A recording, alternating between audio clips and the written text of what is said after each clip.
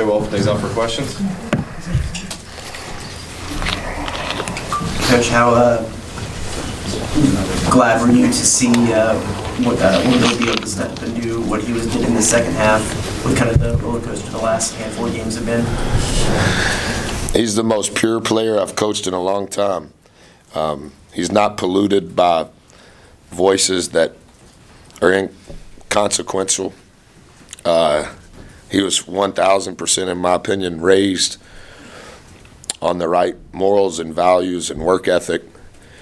It's his 5th year in college, and he's had 4 coaching staffs. And he's been 10 toes in from the very beginning. When he was playing a lot, he was the most vocal guy in the program. And when he was not playing near as much, he was the most vocal guy in the program.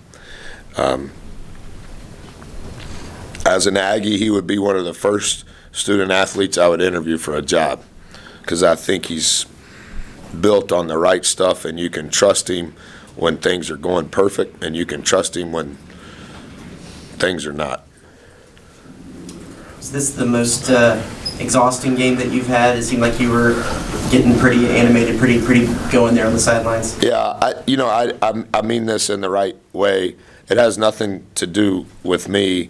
I just have the ultimate respect for how hard our guys are trying. And I don't think that as much maybe tactically, Travis, as we've tried to figure out, well, if you do this and you go over there and you make this pass and you set this screen, then it's going to work. We're trying a lot of different stuff. We tried some stuff in the second half that we drew up on the board at halftime. I don't think that's why we won.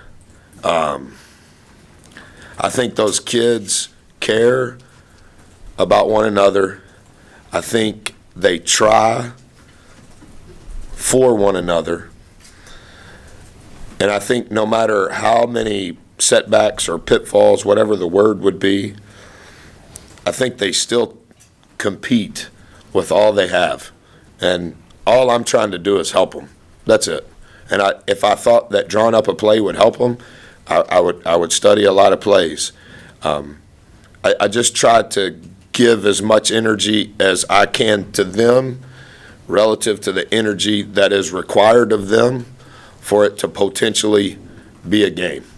And my wife said I shouldn't have thrown the bottle in the stand, so if I hit someone, I apologize. And until she told me, I had forgot I'd done it. I'm just trying to help. And in some ways, I thought the best way I could help them was to be their biggest cheerleader. You guys held Tyree to just 5 points in the second half after he kind of went off in the first. Was it a tactical change or more of him just starting to miss some shots that he made in the first half?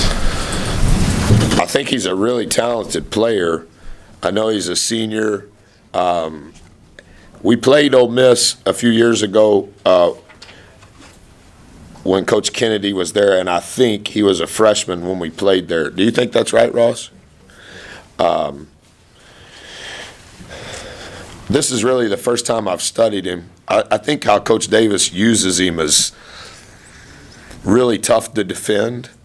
I think at halftime he was the only player on their team that had scored more than 2 points. That has to be a statistical anomaly.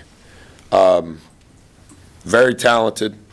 I thought we were better at being high on the floor in the gaps and maybe a little bit more aware that he was playing at a very high level.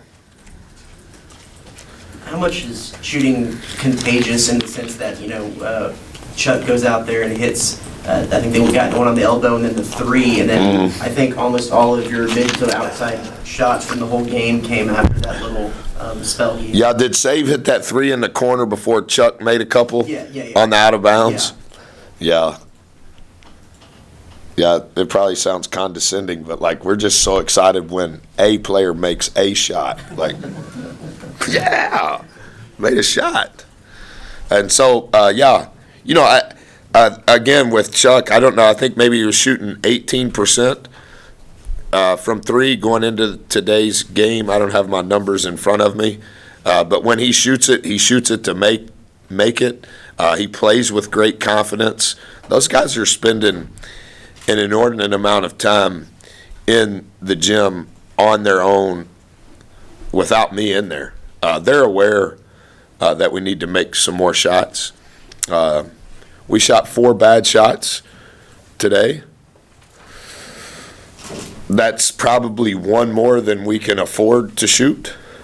Our turnover rate was lower. That helps. Did an incredible job. I think that's the highest number of free throw makes since we've been here. For sure, the highest percentage. It's such a thin line. You could pick a statistical category that we study, and similar to what we've talked about before, we need a lot of things to go almost perfect. And to their credit, they've embraced those things and not been resistant. They've been not scared of what we're asking them to do. Very respectful in how we're trying to coach them. And I think that says a lot for who they are as people and how they've been raised. Coach, with as much effort as this team is putting forward that you've talked about, It's unbelievable. how big is it for them to have the success tonight and get that first SEC win with everything that they're putting on the floor? Well, just like if you care about the Aggies or if you're following our team, like, you want them to do good because they're trying so hard. And, we have worked 6 consecutive days since the first. Isn't that right? The first was a Wednesday. Is that right? Mm-hmm. January the 1st was a Wednesday. So we're off tomorrow. So it's been 6 consecutive days. I thought how they handled the environment in front of 19,000 at Arkansas. Arkansas, I think, was the second highest ranked team in the net when we played them. We were stuck in Fayetteville Saturday night on something we couldn't control, which rearranged our Sunday schedule, and then a late game tonight. Yeah, I think they're giving all they can possibly give, and maybe you see it in public physically, but I think what's hard to quantify is what they're given emotionally and what they're given mentally and what they're given physically every day leading up to game day so that we have a chance. It's 55-52 with 7:10 to play at Arkansas, and we closed the game down with 6 turnovers. And then I called the first time out of the second half at, I believe, 7:02 because we're just completely exhausted. And it's the exact same test. I think it was 51-48 Aggies when I called that timeout, and it was the exact same test the last 7 minutes tonight in comparison to the last 7 minutes at Arkansas. We just have no margin, and so relative to what they're giving, I'll have to be very cautious of their emotional gas tank, physical gas tank, and mental gas tank. I mean, we play every Tuesday, we play every Saturday, 4 at home, 4 on the road. Half of the weekday games are at home. Half the weekday games on the weekend are at home. So literally every hour has been planned. And through the first 6 days, they've given everything they have.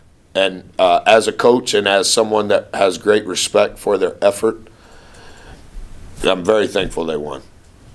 What does it mean for you personally to get that first SEC, first conference win at A&M? Yeah, when I was a kid, had VCRs and I never had cable. When I was growing up, I never had cable until I got my first coaching job. And then Corey and I got married in 2000, and that was shortly thereafter is when TiVo started. And ESPN News began the channel. And so she used to TiVo any coach's post-game news conference, not basketball, just any coach. And then when I was a kid, we got ABC, CBS, and NBC, and my dad would record any sport game. And I always loved doing the same thing, watching the press conferences. Even now, I read every sports page every day on every Power 5 basketball team. every Power 5 football team and every NFL team. And seen so many, and that's why I came to Coach Blair's when he won 800. And I used to think, man, what a big deal. Like, Coach, you won 800 games, and I just told him right there, Coach, aren't you about to win 400? And this is what's so crazy. The night he won 800 was our 4th win here, and he goes, Buzz, let me tell you about my 4th win. And I know that Coach Blair is an outlier and he's a Hall of Famer, but I think as a coach, when you're seeing what all of us just saw, yeah, it has nothing to do with me. I'm glad we won, but in the most sincere way, I'm glad we won for those kids and the effort they're given. I'm glad that we've won a SEC game because potentially we're going to have to fight like crazy and be in 16 more of these to have a chance to win another one. And so in the most sincere way, I'm thankful, but I'm thankful for the right reasons because of I think those guys are trying to do what we're asking them to do. Anything else for Coach?